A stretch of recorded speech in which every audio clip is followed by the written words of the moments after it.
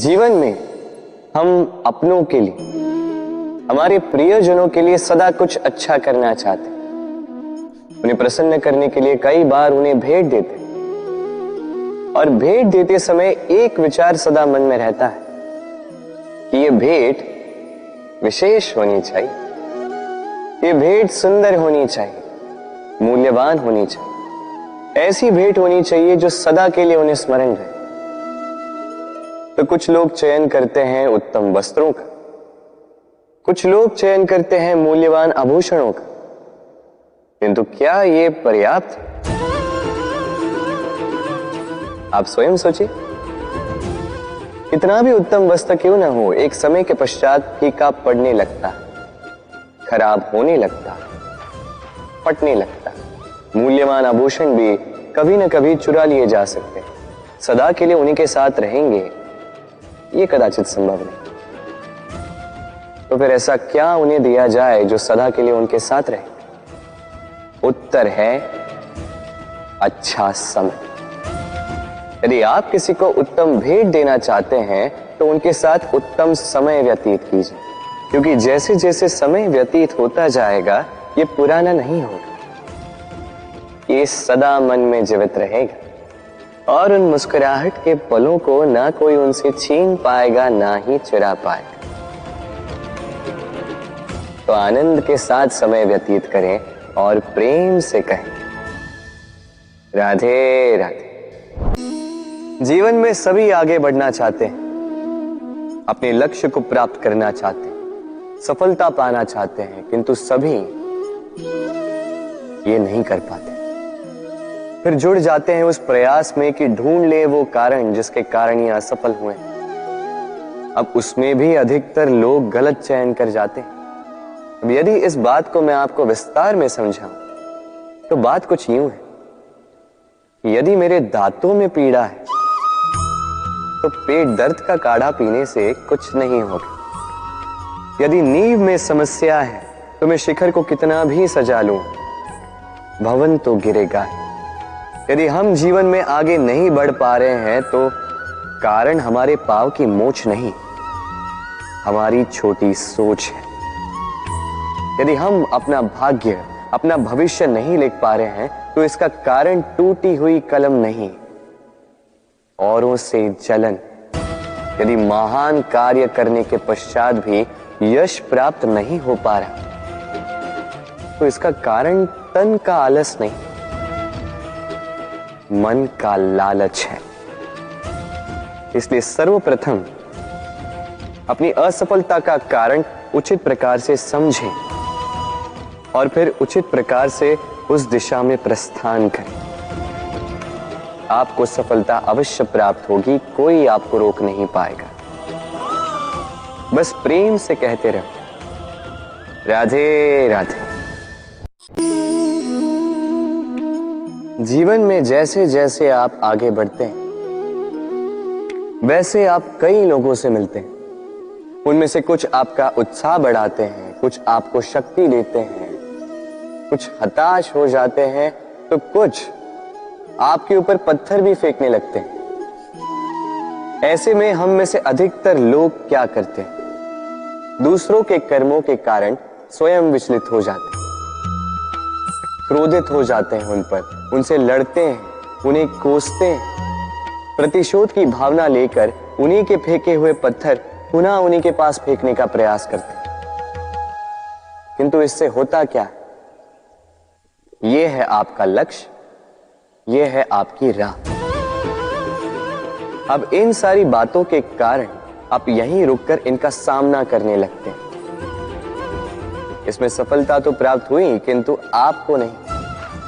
उन लोगों को जिन्होंने आपको रोकने की मंशा से आपके ऊपर पत्थर फेंकना प्रारंभ किया था, यदि उसके बदले उन पत्थरों को इकट्ठा करके आप अपना एक घर बना लें तो आप पर पत्थर फेंकने वालों की संख्या धीरे धीरे कम होती जाएगी। आप भी अविचल होकर अपने लक्ष्य की ओर आगे बढ़ पाएंगे। तो आलोचना से लड़कर स्वयं का समय व्यर्थ करना चाहते हैं या अपनी लक्ष्य की ओर अपना ध्यान केंद्रित करना चाहते हैं? निर्णय आपका है। राधे राधे।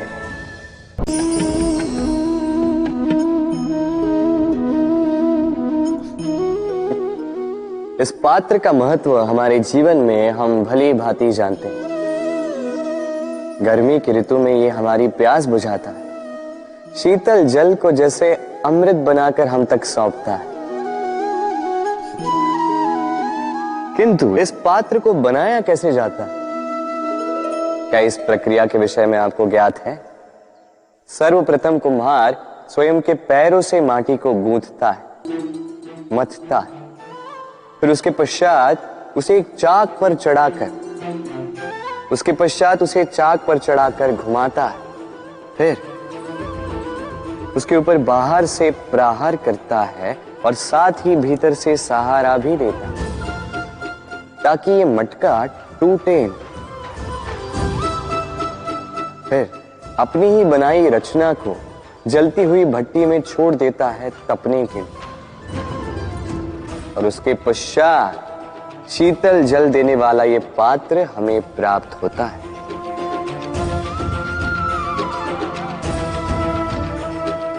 एक सर्वश्रेष्ठ गुरु भी यही करता है।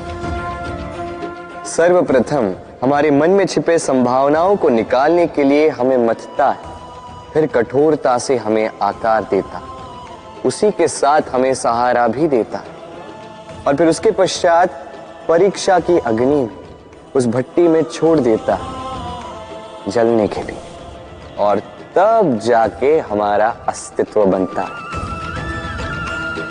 इसलिए यदि आपके गुरु कठोर हो तो उनसे कुपित ना हुई, उनसे क्रोधित ना हुई, क्योंकि वही वो कुम्हार हैं जो आपके जीवन के पात्र को एक सुंदर सा आकार देंगे।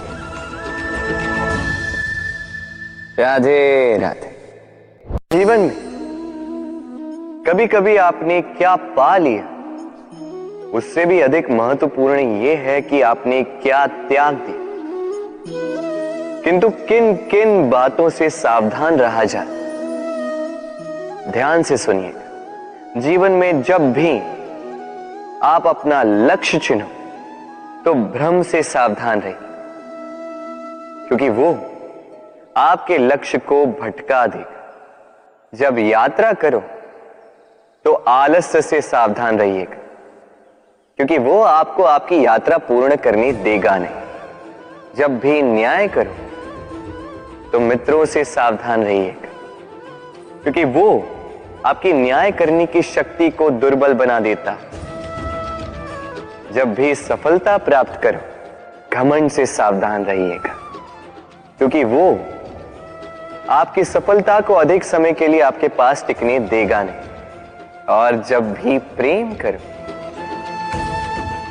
स्वयं से सावधान रहिएगा, क्योंकि मैं आपको कभी हम बनने नहीं देगा। राधे।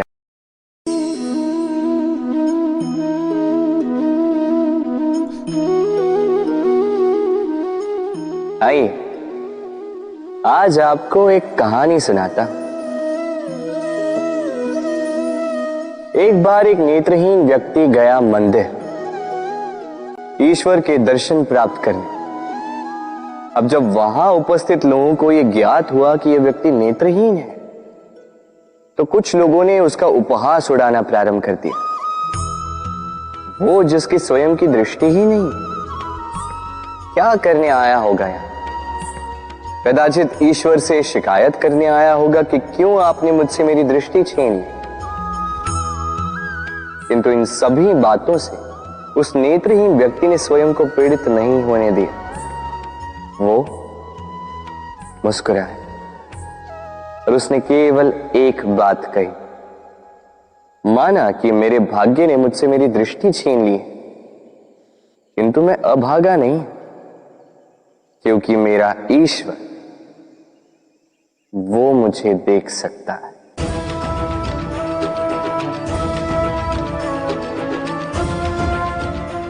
स्मरण रखिएगा, दृष्टि नहीं दृष्टिकोण आवश्यक है। यदि आपका दृष्टिकोण शुभ हो तो अशुभ में भी शुभ स्वयं दिखने लगता है और मन प्रसन्न होकर कहता, राधे राधे।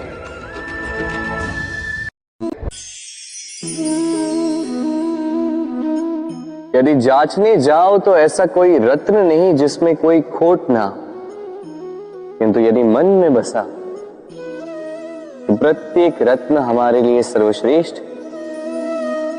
यदि परखने जाओ तो संसार में ऐसा कोई जीव नहीं जो सर्व से अधिक विषैला, किंतु यदि मानो तो ऐसा कोई जीव भी नहीं जो सर्व से अधिक सरल हो, जो केवल अपने पथ पर चलता है, जानकर किसी को हानि नहीं पहुंचाता। उसी प्रकार मनुष्य, यदि मनुष्य को परखने जाओगे तो वो गुणवान नहीं लगेगा, किंतु यदि मानो तो प्रत्येक मनुष्य में कोई न कोई विशेष गुण होता ही। बस बात आती है आपके दृष्टिकोण की। इसलिए अपने जीवन में मनुष्य को परखने में समय नष्ट ना करें। मनुष्य कोई वस्तु तो नहीं, मनुष्य आत्माधारी जीव है जो कदाचित आपके व्यवहार से बदल भी जाएंगे, पराये भी आपको अपना मानकर गले लग जाए। बस प्रेम भाव को ऊपर है।